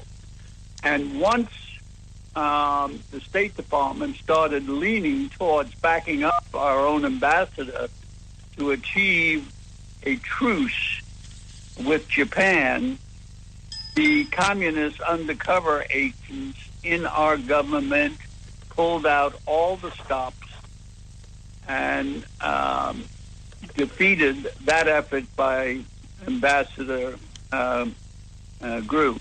Now, how they did it, we had undercover agents, Harry Dexter White at Treasury. We had John Howard David, our U.S. diplomat, who was also an undercover agent, Sol Adler, the same way they were positioned in Chongqing, China, the temporary capital of China. And they were flooding memos back to the State Department. And Owen Lattimore from the Institute of Pacific Relations, direct to Curry in the White House, who was also an undercover agent. And the whole tack there was, there's no way we can do a truce with Japan. This would be a betrayal to our close and friendly ally, Chiang Kai-shek. We would be disgraced in China, et cetera, et cetera, et cetera. Mm-hmm. And through their efforts, they defeated Ambassador Grew on his efforts to achieve this truce. And the end result was there'd be no peace in the Pacific, and Pearl Harbor was the result. Once they achieved that, they then went after the character assassination of Chiang Kai-shek and painted him as chaotic, a despot, a tyrant, a collaborator with the Japanese, while at the same time building up Mao as the peaceful, democratic, freedom of speech, freedom of religion, just a wonderful person. And eventually, they changed the tide to where Chiang Kai-shek lost our support and so forth. And the end result was we wound up with the greatest despot in the history of the world as the leader of China. And you're seeing they're using the Muslim Brotherhood, who have now penetrated all our government agencies today, along and the association they have made with the progressives with their Marxist roots are using the same tactics today to destroy many of our friends and allies. And you saw a perfect example of this during the Arab Spring. Mm-hmm. All the secular allies, Arab governments, our allies, Jose Mubarak in Egypt, even Gaddafi, who was our ally, actually doing our job in the war on terrorism, the president of Tunisia, all got the same character assassination and were driven from office or killed, in the case of Gaddafi, and replaced with Muslim Brotherhood sponsorship. In fact, in Egypt, the head of the Muslim Brotherhood was voted in as President Morsi was voted in, and then he tried to turn Egypt into an Islamic fundamentalist state under Sharia law. Well, 30 million Egyptians took to the streets and forced his removal, fortunately. Of course, we had a similar event here by all Americans on 8 November of this year. General Lyons, we only have a minute left, but I got to ask, if you don't mind, JD, that I ask this final question. In a sense, I think we were lucky at Pearl Harbor that our carriers were not there. If our carriers were there and were destroyed, along with our battleships, in 30 seconds, Admiral, could you tell us, would the outcome of the Second World War been the same? Oh, I think we could have shortened it. I'm glad the carriers weren't there at that time, because they would have been could have been targeted in a way that would not have been to our advantage. Mm-hmm. We had no information on the movement of the Japanese fleet. I mean, well, at that time, was that unusual that we didn't have any information on the location of the Japanese fleet? No, not at all. Yeah. Because we knew that where they were up in the Kurils, and we were tracking them out there. But then there was a gap of 6 or 7 days when we didn't have any information. And, of course, that's when they were transiting to their launch point, right, north of Hawaii. Hey, Admiral Lyons, we're really restricted by our time. We wish we had more time with you. It's been so interesting. Could you please tell our audience how they could follow your work and read your articles? Well, you can go to my website, www.lionllc.com. Got all my op-eds and speeches and all of that there. We want to thank you so much for joining us on the Conservative Commandos. Always enjoy your visits with us. You take care. God bless. Nice to be with you again and your listeners, and beat Army. Beat Army. Have a prediction there?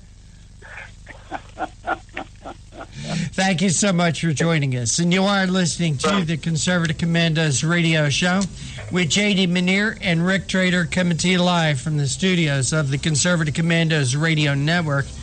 at WNJC 1360 and around the world on the internet with American Patriots Broadcasting, TalkStream Live, SHR Media, K98 Talk, iHeartRadio, AM, FM 24/7. Don't go away. On the other side, our final guest for the day will be Claire Lopez. I'm crazy. I really don't care. That's my prerogative. They say I'm nasty, but This is Rick Trader, host of the Conservative Commandos radio show. And I'm John Forsyth, owner of WNJC Radio. Fellow patriots, the Conservative Commandos radio show is for conservatives, about conservatives, and by conservatives. We are patriots who want to take our country back from the likes of Barack Obama, Harry Reid, George Soros, and Nancy Pelosi. But we can't keep up this fight without your critical support today. Can you help? Please go to www.helpccrs.com right now and make a donation by credit card or PayPal. That's www.helpccrs.com. Our goal is to expose the liberal agenda and distortions. We are fighting to spread the truth about political issues, political leaders, and conservative issues and values. Our hosts are not paid. In fact, we buy our own airtime, studio time, and pay our own expenses. We created the show because we are trying to make a difference. So can you help the CCRS expose the truth in 2014 and beyond? Go to www.helpccrs.com. Help keep the Conservative Commandos radio show on the air by going to www.helpccrs.com and make a donation today to return our country to the conservative roots created by our founding fathers. This is Pastor Christina Lamanier, chaplain for the INRA. And I'm her husband, J.D. Manier. We help co-host on the Conservative Commandos radio show, and we want to sincerely thank our listeners who turned out to vote in mass to elect Donald Trump, Governor Mike Pence, and conservative congressional candidates across our nation. Against incredible odds, you helped create the strongest GOP team to take the reins of power in Washington since the 1920s. General George Patton said, "It's the unconquerable soul of man, not the nature of the weapon he uses, that ensures victory." We salute all of you for taking a stand for truth, freedom, and defending our constitutional form of government. Let us continue to pray for our nation and for God's blessings. May God save the United States of America. What does it take to be the leader in production systems technology? To be the one company that solves production problems at any plant, for any product, and with any technology? It takes a 30-year record of success.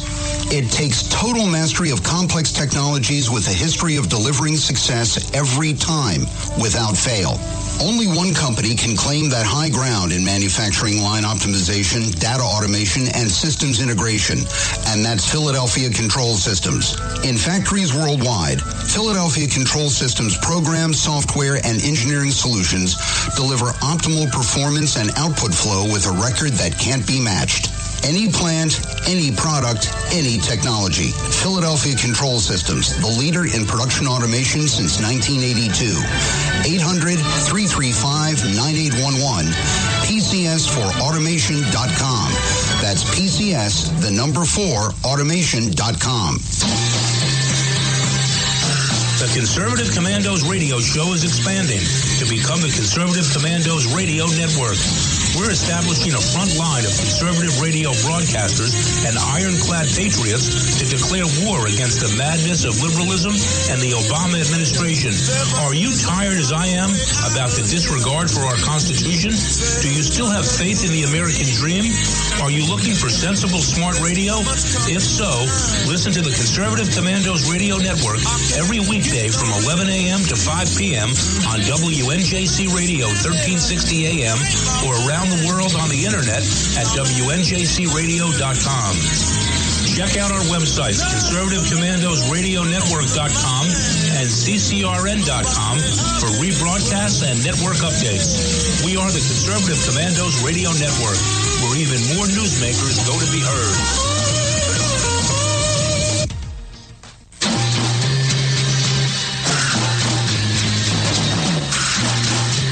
From the East Coast to the West Coast and around the world on the Internet.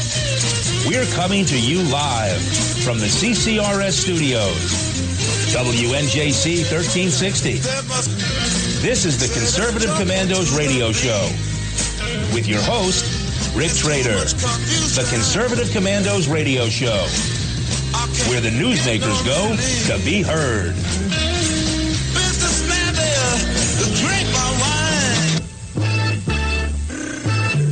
You can call the Conservative Commandos radio show at 856-227-1360. Your opinion counts at 856-227-1360. This is Congressman Alan West, and you're listening to the Conservative Commando radio show. Welcome back to the Conservative Commandos radio show with J.D. Manier and yours truly, Rick Trader. For rebroadcasts, you can always refer to our website, ccrshow.com or ccrsnetwork.com, or at 11 p.m., log on highplainsdailynews.com. It's one of our affiliates. You can also hear our show and all the shows that are part of the Conservative Commandos radio network from your telephone, simply by calling 832-999-1199, 832-999-1199. You don't need an app, download anything. You don't need a radio computer. You just need a telephone. And this number, 832-999-1199. And, J.D., we are trying to reach our next guest, Claire Lopez. And just hold on one second, J.D. You have to put you on hold. We have our guest with us. And all right. And, J.D., our guest is with us. Will you please make the introduction? Well, Claire Lopez is the Vice President for Research and Analysis at the Center for Security Policy. Claire is a strategic policy and intelligence expert with a focus on the Middle East, national defense, weapons of mass destruction, and counterterrorism issues. Welcome back to the Conservative Commander Radio Show, Claire. Hey, thanks, J.D. Glad to be with you. Well, a hot-button issue this week was the Taiwanese leader congratulating Donald Trump. Talk a little bit about that. What's wrong with that? Well, as we know, the Taiwan president, Tsai Ing-wen, made a congratulatory phone call to President-elect Trump on his election, and he accepted her call. The media went nuts, and they went nuts because for many years, dating back to the President Nixon administration, the U.S. Has abided by a set of agreements, what are called actually three of them, the three communiques, with mainland Communist People's Republic of China. And the basis of those three communiques, agreements reached between the U.S. and Communist China in 1972, 79, and 82, basically said that we acknowledge Beijing as the sole legitimate government of China, but that we will maintain unofficial contacts with the people of Taiwan. We agreed that there is one China and that Taiwan was part of China.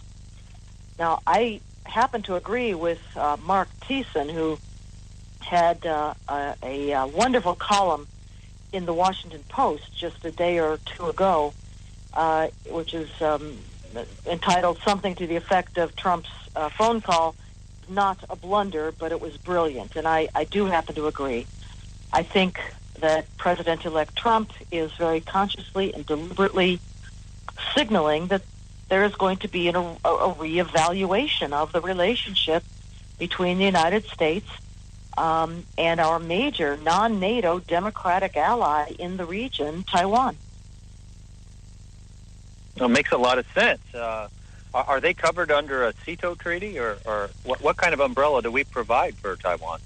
No, it is not, again, as I said, a a defense treaty per se, but perhaps now with the incoming administration of a President Trump, there might be a reevaluation of that relationship, perhaps even an upgrade in diplomatic relations, among other things, including trade and certainly our unofficial, commitment to defense of Taiwan.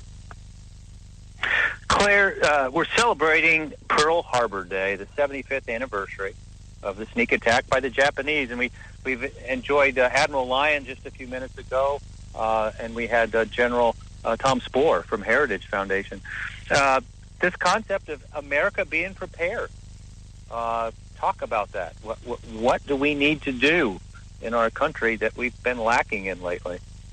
Well, I think you probably heard some very good insights and advice from Admiral James Ace Lyons, and I suppose he probably mentioned to you a recent book that the Center for Security Policy, where he is the head of our military advisory committee, and where I am vice president for research and analysis, where we just put out a book, published a new book, and it's called Warning Order, China Prepares for Conflict and Why We Must Do the Same. Ace Lyons, by the way, is one of the contributing authors to that book. And I think that title, and probably what he told you, sort of encapsulates we are looking to a Trump administration to do, which, number one, is to rebuild our military.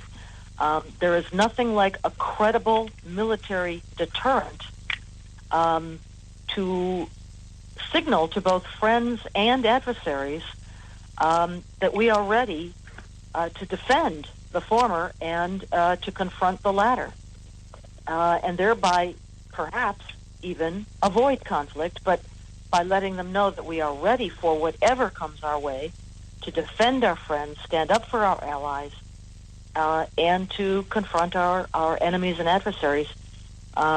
Many times, actual conflict may be avoided, but if it is not avoidable, then we're ready for it. What would you recommend the Trump team to do and counter this aggressive China military buildup? Because it's been going on for a few years. Yeah, it certainly has. Donald Trump. Go ahead, Claire. Well, I mean, I think first of all, this demonstration by President-elect Trump to show that the future U.S. president will speak with whomever he chooses or decides is in the U.S. national interest to do so. And that he will reassert our alliances with democratic friends and allies like Taiwan, like Japan, like South Korea, like Singapore, and others in the region, Philippines. And so that is certainly something the president can do immediately to signal like this that we will stand with our friends and allies. But then, secondly, as I'm sure Ace again, told your listeners, JD, the U.S. military has a desperate need to be rebuilt. This means ending sequestration. It means, rebuilding the military in terms of its personnel, in terms of the hardware, that is the equipment, and certainly in terms of training. Collaborative training exercises with our friends and allies in the region would be one way of sending a signal. As we rebuild, for instance, our Navy, which has fallen to the lowest number of ships since, I'm sure he's told you, but I think it's like World War I or something. And the same, of course, going for the Air Force.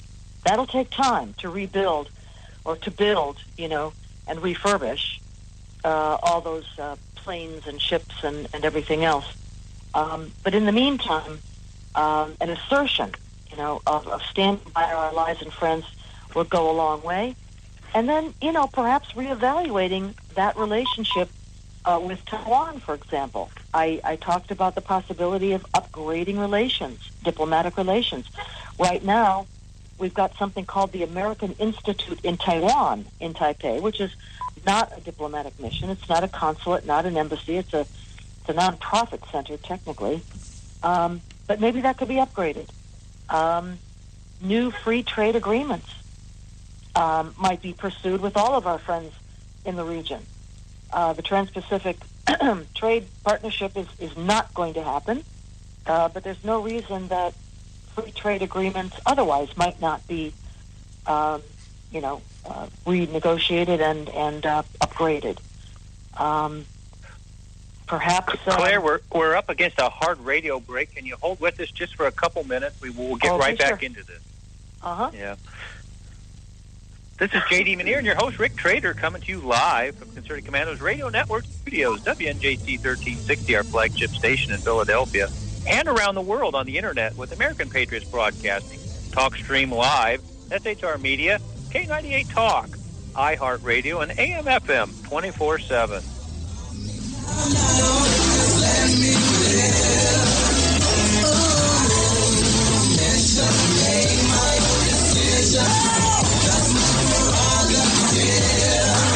They say I'm crazy, I really don't care.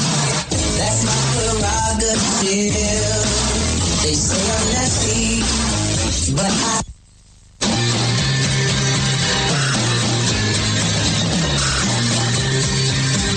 The Conservative Commandos radio show is expanding to become the Conservative Commandos Radio Network. We are establishing a front line of conservative radio broadcasters and ironclad patriots to declare war against the madness of liberalism and the Obama administration. Are you tired of the disregard for our Constitution? Do you still have faith in the American dream? Are you looking for sensible, smart radio? If so, listen to the Conservative Commandos Radio Network every weekday from 11 a.m. to 7 p.m. and Saturdays from 2 to 6 p.m. on WNJC Radio, 1360 on your AM dial, or around the world on the Internet at WNJCradio.com. Check out our website, CCRSnetwork.com, for rebroadcasts and network updates. We are the Conservative Commandos Radio Network, where now even more newsmakers go to be heard. This is Pastor Christina Lamanier, chaplain for the INRA. And I'm her husband, J.D. Manier. We help co-host on the Concerted Commandos radio show, and we want to sincerely thank our listeners who turned out to vote in mass to elect Donald Trump, Governor Mike Pence, and conservative congressional candidates across our nation. Against incredible odds, you helped create the strongest GOP team to take the reins of power in Washington since the 1920s. General George Patton said, "It's the unconquerable soul of man, not the nature of the weapon he uses, that ensures victory." We salute all of you for taking a stand for truth, freedom, and defending our constitutional form of government.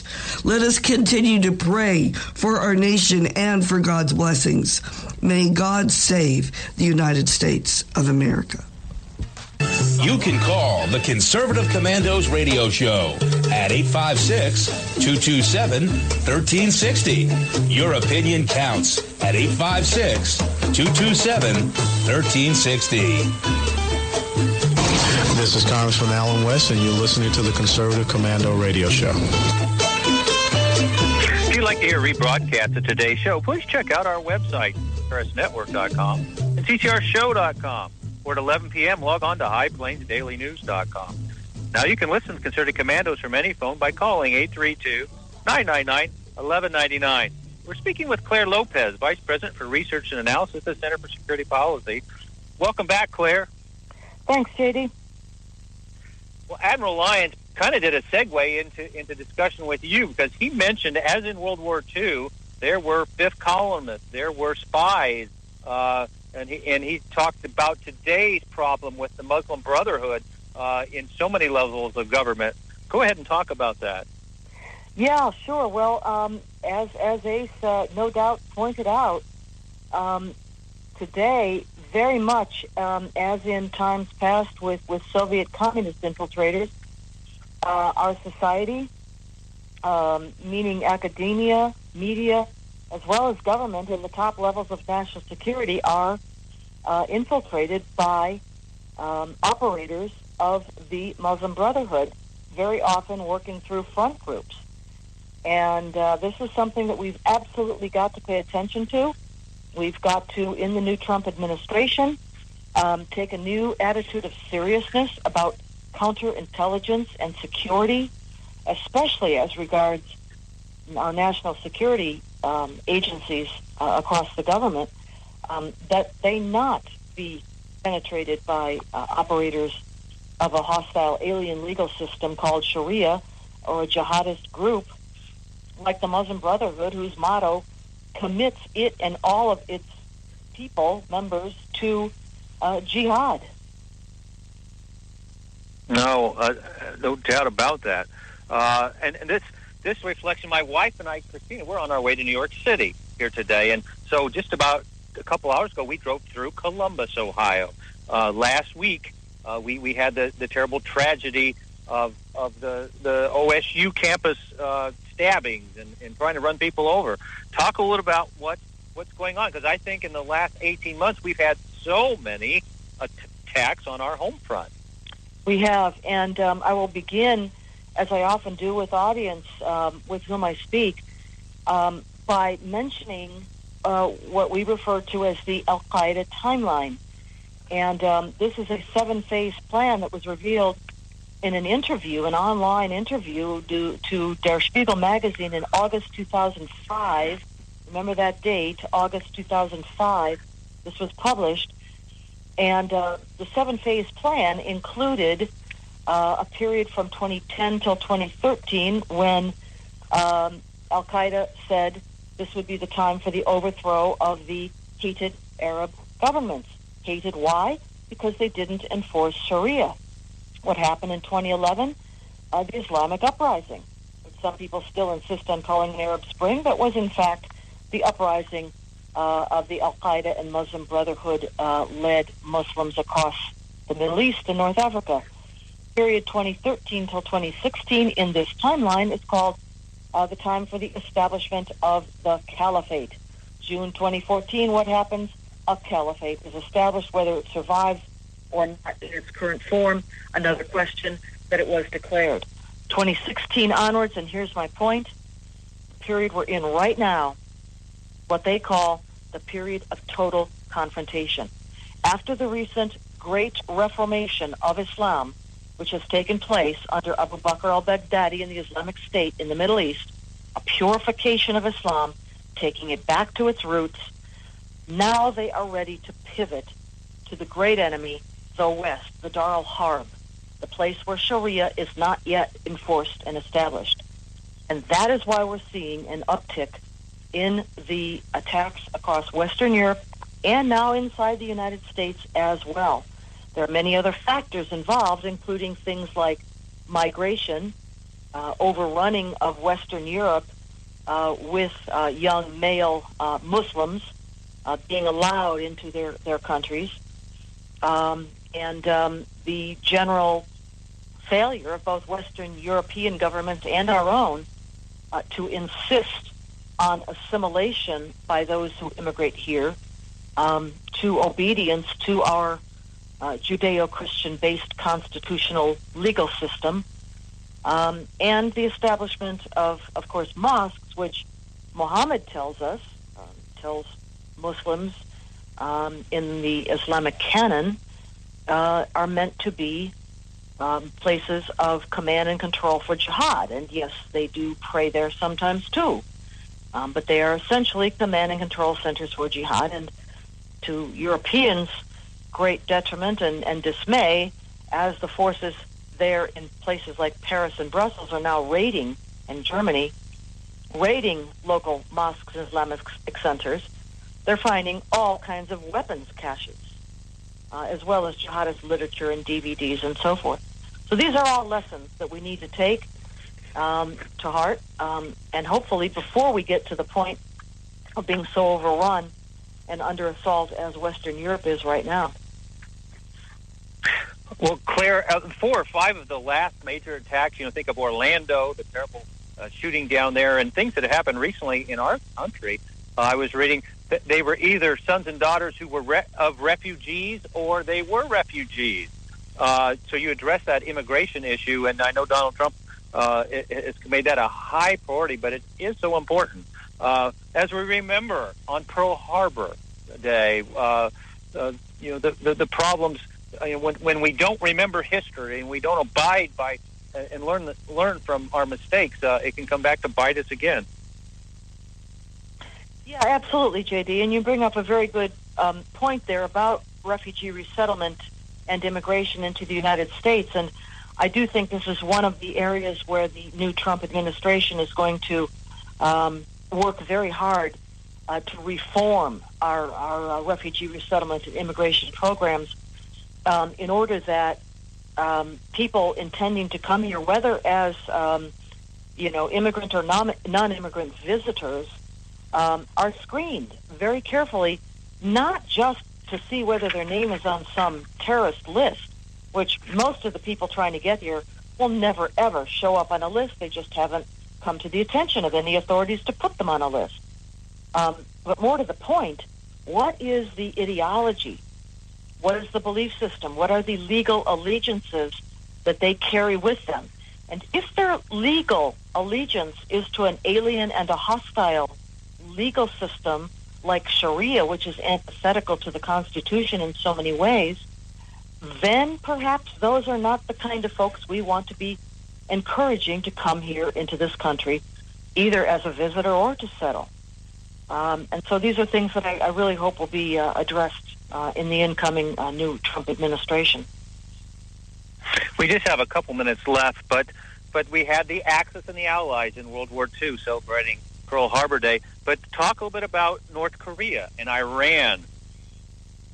Well, in just the few minutes that we have left, these are very serious national security threats to the United States right now. We know that North Korea and Iran have worked together for many years on both their respective nuclear weapons programs and ballistic missile programs. And, oh, yes, by the way, on biological weapons programs as well. So a whole host of WMD threats they work very closely together on.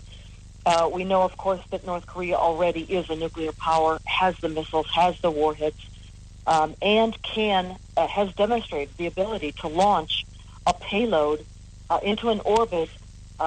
People may not know, North Korea's already got 2 satellites orbiting the East Coast, whose satellite packages are of just the same size that could be a super EMP, electromagnetic pulse weapon, a kind of a nuclear device that could, if detonated, not that these satellites carry them, but that they've demonstrated the ability to put them up there in that orbit, but if detonated, could take out the entirety of the U.S.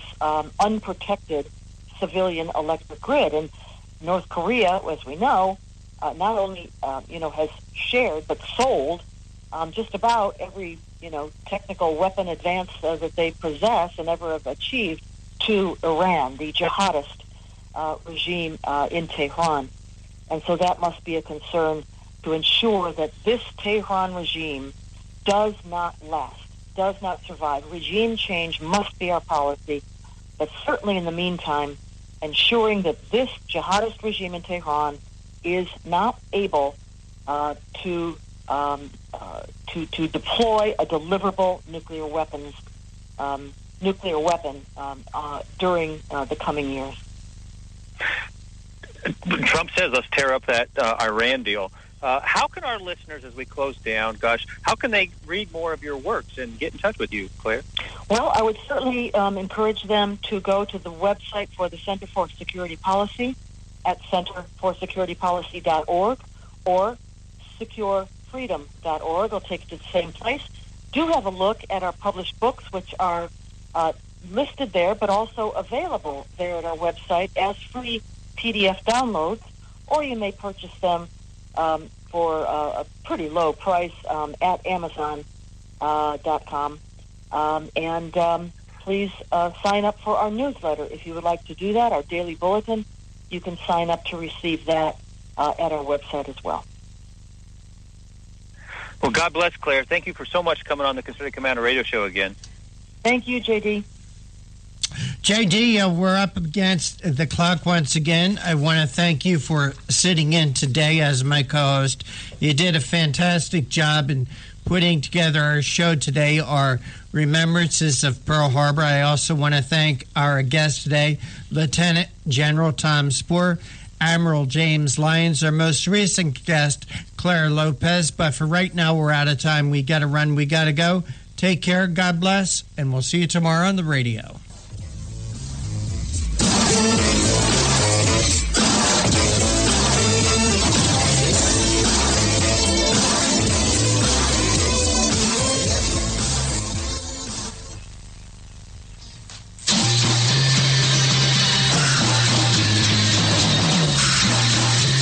From the East Coast to the West Coast and around the world on the Internet. We're coming to you live from the CCRS studios. WNJ